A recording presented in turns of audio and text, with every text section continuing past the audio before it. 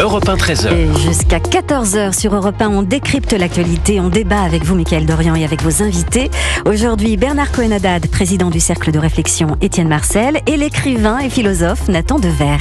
Un ministre, d'abord bonjour à tous les deux. Bonjour. Merci de nous rejoindre dans les studios d'Europe 1. Un ministre de la droite radicale israélienne a déclenché un tollé hier en se rendant sur l'esplanade des mosquées de Jérusalem-Est. Le ministre de la Sécurité intérieure s'est filmé en train de prier accompagné de quelques 3000 fidèles juifs, des prières qui sont pourtant interdites pour les non-musulmans dans ce lieu saint de la ville. Alors d'abord, une réaction pour commencer, réaction à ce qui s'est passé, même si ce n'est pas la première fois que ce ministre se prête à ce type de provocation, et puis une réaction aussi aux multiples condamnations internationales. Bernard Cohen-Haddad. Écoutez, vous l'avez dit à l'instant, il s'agit d'une provocation. Je crois qu'il faut respecter les lieux de saint de chacun, surtout à Jérusalem, et particulièrement en cette période un peu compliquée, où on voit bien que nous sommes dans une période d'extrême violence, d'extrême émotion, et il y a une capacité en Israël pour que les Juifs vivent en paix avec les musulmans qui souhaitent la paix. C'est ça la démocratie israélienne, non pas un certain nombre d'extrémismes qui existent aussi en Israël, de radicaux. Et c'est bien ce qu'il faut éviter afin de trouver à terme une solution pour une meilleure vie et une sécurité de l'État d'Israël. Nathan Dever. Ben Gvir est la lie d'Israël. C'est un monsieur qui était considéré, il n'y a pas très longtemps encore, officiellement par Israël, officiellement par le gouvernement israélien, comme un fasciste, comme un voyou, comme un homme multirécidiviste de la haine. Mais qui fait pourtant partie du gouvernement israélien. Je parle d'avant, qui rejoignent le gouvernement. Par l'Israël historique, l'Israël de ses fondateurs, l'Israël des partis de ses fondateurs, quelles que soient les divisions, l'Israël de gauche ou de droite, et d'ailleurs même l'Israël très à droite le tenait pendant longtemps pour un voyou, pour quelqu'un qui avait chez lui dans son salon la photographie de juifs fascistes, d'extrémistes, de gens qui ont commis des massacres, et qui en effet passe son temps, du haut de sa grande bêtise et de sa grande inculture, à attiser la haine et à participer à une œuvre de régression politique terrible. Ensuite, il faut juste dire une chose, et ça me semble très important, et donc cette provocation, elle est absolument condamnable.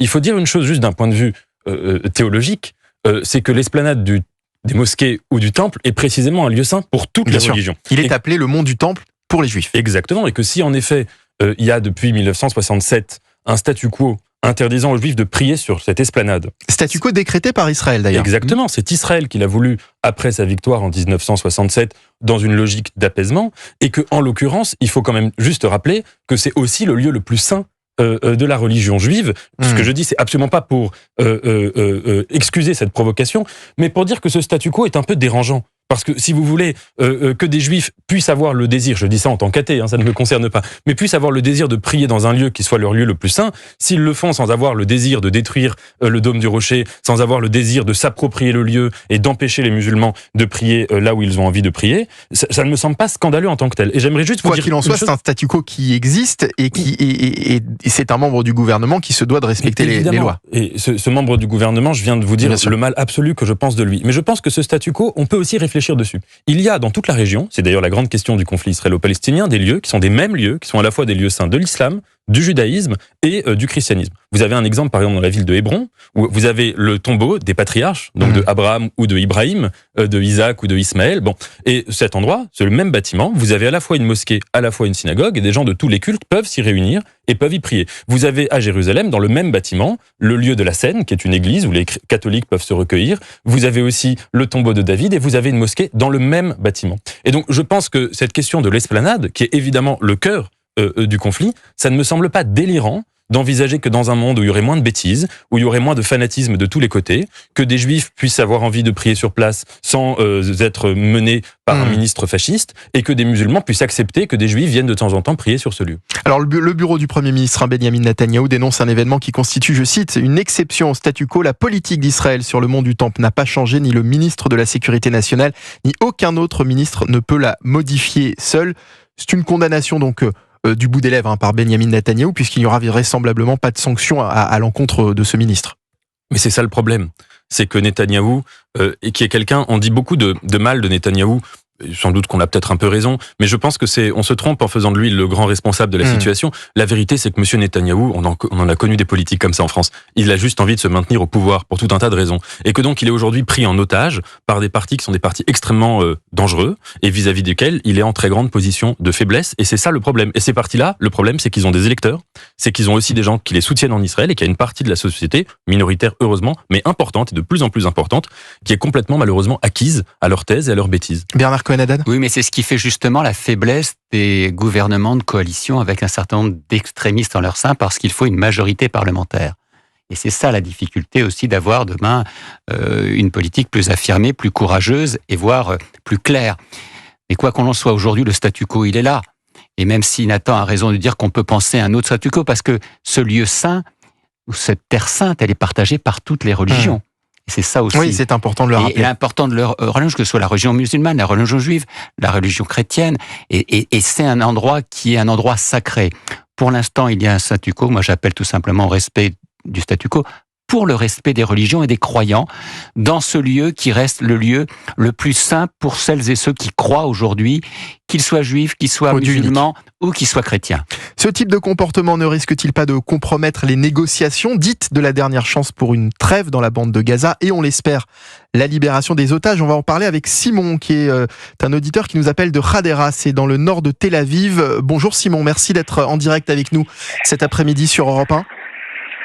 Bonjour, merci à vous de me recevoir. Alors, d'abord, comment sont perçus ce type de provocation, c'est ce que dénonce la communauté internationale. Par vous, d'abord, votre avis nous intéresse en tant qu'habitant de Tel Aviv, et puis, d'une manière générale, par les Israéliens. Écoutez, mon avis personnel, encore une fois, comme tout a été dit, et très bien dit même, je pense qu'on est dans un pays où il y a des règles qu'il faut respecter, et nul n'est censé ignorer la loi, et je pense que ce qu'a fait Ben Gvir, effectivement, c'est une provocation. Je le prends comme tel aussi.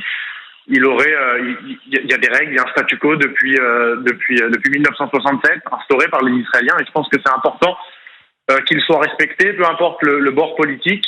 Encore une fois, Ben Gvir, il n'en est pas à son coup d'essai. Donc voilà, pour moi c'est totalement répréhensible et condamnable, et je rejoins tout ce qui s'est dit préalablement sur votre antenne.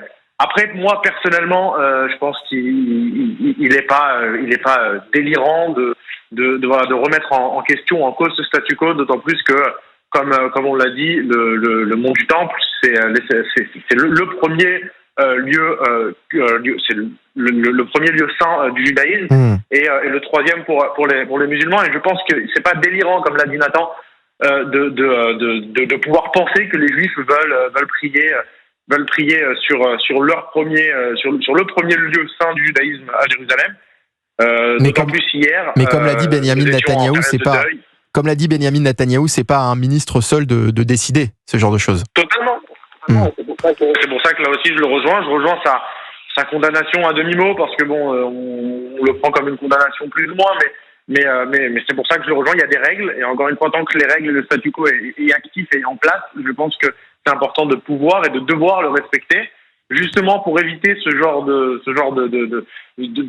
d'escalade et de propos, et ça nous évite, surtout en cette période-là, de faire parler et d'attiser plus ou moins la haine, ou encore. Alors justement, tout ce genre de. Justement, Simon, est-ce que ce type de comportement vous inquiète, alors que la menace d'une attaque de l'Iran plane sur Israël?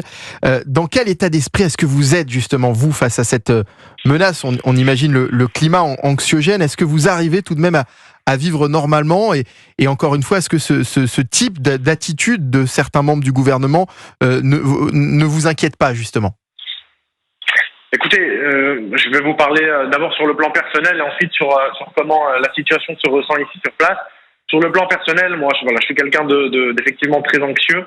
Alors, ayant une confiance totale en mon pays, je pense que voilà, je suis très très anxieux. J'ai beaucoup pensé que l'attaque allait avoir lieu il y a maintenant 2 nuits. J'ai de ce fait-là même veillé, en attendant, malheureusement, en espérant que quelque chose se passe. Heureusement, il ne s'est rien passé. J'avais bien entendu tout prévu. dans le cas où cela devait se faire. On avait même ici sur place, en tout cas dans le bureau dans lequel je travaille, prévu de travailler de la maison dans le cas où il y aurait quelque chose de tel. Et puis voilà, moi malheureusement on vit avec une épée de Damoclès au-dessus de la tête parce qu'on s'attend à n'importe quel moment à courir aux abris. Moi j'ai ma femme qui travaille à Tel Aviv à l'hôpital. C'est vous dire à quel point le climat est anxiogène. Après vous verrez bien entendu sur les réseaux et même ailleurs beaucoup de vidéos en un petit peu ironisant le fait que pour l'instant la vie continue, les gens sont à la plage, on est en plein milieu du mois d'août. La vie continue, les gens continuent de vivre, la vie continue encore une fois et au final, on attend et puis si jamais ça arrive, on le fera comme on l'a fait depuis le 7 octobre et comme on l'a fait déjà bien avant et comme on le fait depuis des années, on courra aux abris et puis on s'abritera en espérant qu'il y ait un minimum de vie humaine touchée parce que voilà, effectivement, ce genre d'action que par exemple maintenant fait Ben Gvir, pour revenir à votre question, c'est évidemment que ça fragilise un petit peu les accords et les éventuelles négociations. Merci beaucoup Simon d'avoir été avec nous. Simon qui nous appelait donc de Hadera dans le nord de Tel Aviv, et il faut se mettre aussi à la place des Israéliens. Moi je me demande toujours comment on réagirait nous Français si on était confrontés à ce type de menace. Il y a aussi une résilience très forte du peuple israélien qui est assez en tous les cas qu'on observe nous en tant que Français.